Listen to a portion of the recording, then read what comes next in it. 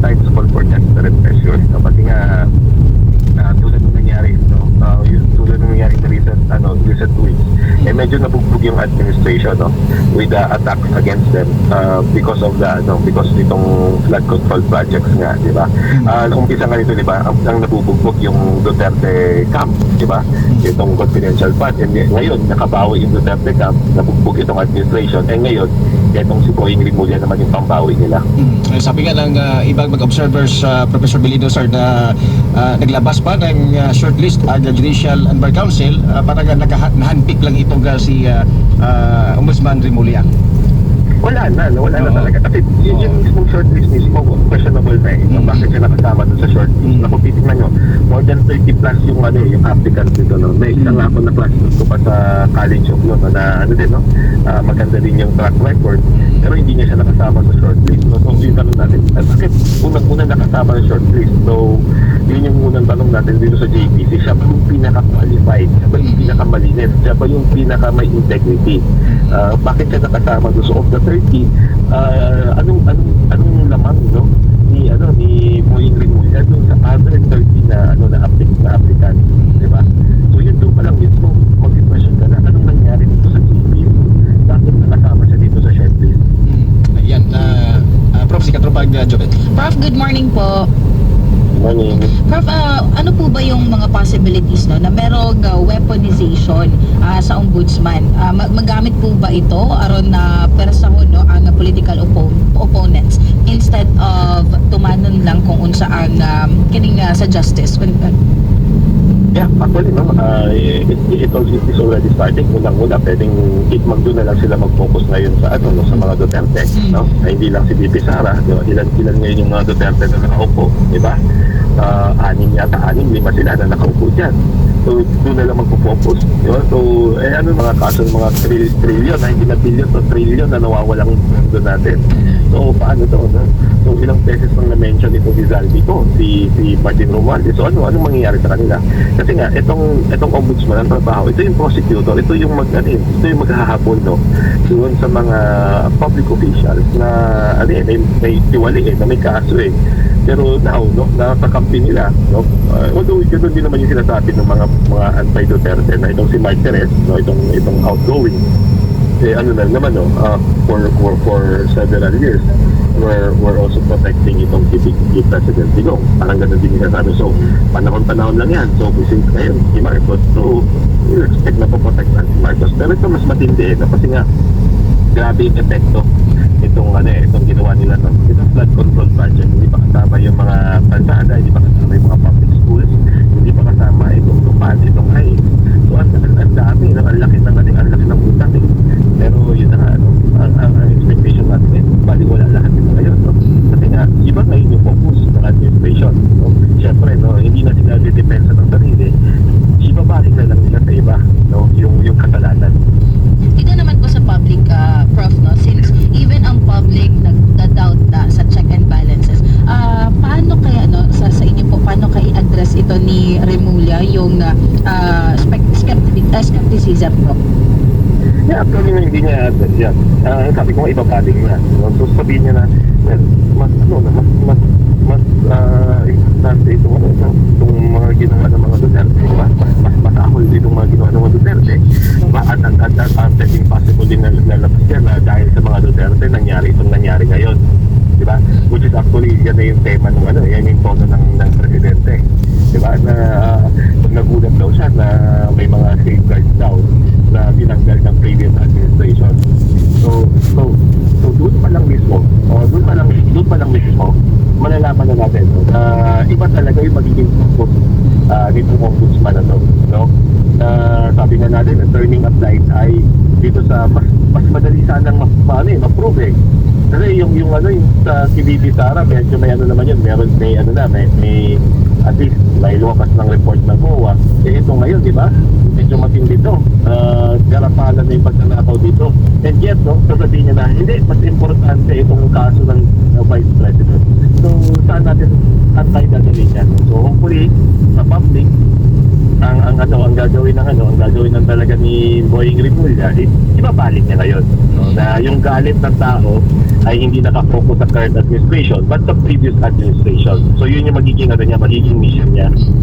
Paano po yan, Prof, no? Kung hindi man yun ma-address, paano niya i-handle po yung mga reklamo, the previous na mga nangyari, yung mga malalaking nangyari like pag-transfer kay FPRD dun sa ICC, yung mga ganun po. Paano po i-handle sa inyo po yung nangyari? Yan nga yung problema eh. Kasi unang-una, kini-question nga natin yung pagkapasok niya dun sa JBC. Kasi may conflict of interest na may kaso nga siya eh. Diba? So, yun nga tayo nagulat dahil sa dapat hindi na siya nasama sa shortlist kasi may kaso to, no? Hindi lang yung kaso na pinahil nila, nila Mayor Baste. Kaya natatingan natin may conflict. Siyempre, kung isa nakaupo dyan, hindi niya ngayon asikasuhin yung mga kaso niya o mga kaso ng kanyang mga kakampi, yung kaso ng kanyang kamag-anak. Diba? Hindi na niya asikasuhin yan. So, yun na ngayon medyo. And then, of course, siyempre, maghahanap ngayon ng accountability ng mga tao. Ituturo niya ngayon, no? Sa ibang kaso. So, ituturo mo sa kaso naman ng kalaban. Kaya sabi ko, ganun din eh. Parang magician yung mangyayari sa kanya eh, no? Na, di ba, alam natin kung paano magtrabaho yung magician, no? Habang pinapakita niya yung isang kamay, yung kabilang kamay naman may ginagawa. Di ba? Yung mga tao, syempre sinusundan kung saan yung kumpas ng kanyang kamay. Kaya hindi na ako magugulat na yung galit na naman ng tao, mapupokus na naman, no? Sa previous administration. And then, itong nangyayari ngayon, medyo lalapit, no? Kaya nga, challenge ngayon, no? Kung paano ipagpapatuloy itong mga movement. Okay? So, naririnig na natin si Congressman Kiko, di ba? Si Congressman Kiko. Oo. Pero ang tanong ko is paano masusustain, no? Itong mga movement ngayon na matindi yung ginagawa ng administration just to be able to cover up everything. Ang Ombudsman Prof, diba, nagpapagsabi na 7 years na siya. Ma-remove na siya through impeachment, I think. Then kung sino man mo daog 2028, appeal pa na siya. Napana si Rimulya, Prof. Yeah. Although impeachable officer naman itong Ombudsman eh. Pero alam din natin kasi, di ba, nakakampi pa rin nila ang House of Representatives. Kaya sabi ko nga medyo malaking tinig to eh. Sa mga Duterte, especially na nakakuha na sana sila ng momentum, di ba? So, kaya lang, unfortunately, ito nga, no? And, yun nga, hindi pa yata tapos yung current administration kasi naririnig din natin si Attorney Claire Dindog, I think i-appoint din sa Department of Justice, no? Kung na mangyari yan, wala na, di ba? Medyo matindi na yung matindi na talaga yung pwersa dyan. So, talagang parang desperate actions na talaga no? Because alam nila na kahit dito sa House of Representatives, pakonti-konti lumilipat na ng alliance eh. Dahil ang ang sinasabi namin na trend, no? Diyan sa Kongreso, kung sino po yung magiging malakas na kandidato for 2028, most probably doon yan sila lilipat. Diba? Kaya may nakikita na tayong mga konting lipatan ngayon, pero yun nga, pigilan niya ng administration. Otherwise, delikado rin, no? Na may impeach itong mga like of Rimulya, in fact, pwede pang makaabot niya sa impeachment ng presidente kung meron talagang malakas na suporta. Yan. Prof, ripunta no sa kinibitawang CONCON yung suggest ni ipagawas nga sa kining information ni Secretary or si Senator Cayetano nga snap elections and then ni Pumagpod at other representatives na why not constitutional change na lang. Unsa pud ba, Prof, on your side ang mahimong epekto ni sa tuang politika diri sa nasod po? Unang-una, hindi tayo agree dun sa election, no? Kasi snap election, sila din naman yung tatakbo, di ba? So, gagastos pa tayo. Ang mangyayari lang, it will just legitimize yung kanilang pagkaupo dyan, no? At yung kanilang pagtanakaw. Sasabihin nila lang, wala kaming kasalanan dyan kasi pinoto kami ulit ng tao, di ba? So, ganyan yung magiging na wala kaming kasalanan dyan, pinoto kami ulit ng tao. May tiwala yung tao sa amin, pero totoo niyan, binayaran lang din nila, di ba? So, gagastos pa tayo, lalo pa silang magnanakaw sa atin dahil sa gagawin nila para manalo ulit sa eleksyon. So for me, hindi kasagutan yung eleksyon na yan dahil ang lagi kong comparison dyan is that parang parang ang bansa natin parang isang nasisirang sasakyan, di ba? Na sobrang luma na at bulok na yung sistema natin, nasisira na yung sasakyan natin, and it will not perform better if magpapalit lang tayo ng driver. Kung ganun pa na bulok na sistema, bulok na sasakyan, magpapalit ka ng driver, wala pa rin mangyayari dyan, di ba? So for me, election is not the answer. Now, yung con naman, is a trap. Diba? Bakit? Sino ba, ang unang tanong natin, sino ba ang papasok na members ng Constitutional Convention? Eh, sila lang din. Diba? So, ang mangyayari niyan, baka i-extend pa nila yung term nila. Eh, di lalo tayo nagkanda loko-loko, no? Kasi wala tayong control kung ano gusto nilang i-suggest dyan. So, for me, ang dami nilang gustong gawin na, in the end, sila lang din yung makikinabang, di ba? Parang niloloko lang nila yung mga Pilipino eh. And, they will just want to expand sa kanilang power para, tuloy na nila ginagawang kalokohan. But ma-foresee pa na to, Prof, na makafacilitate ni siya og mga protest or kini mga civil unrest if magpadayon gid ni siya?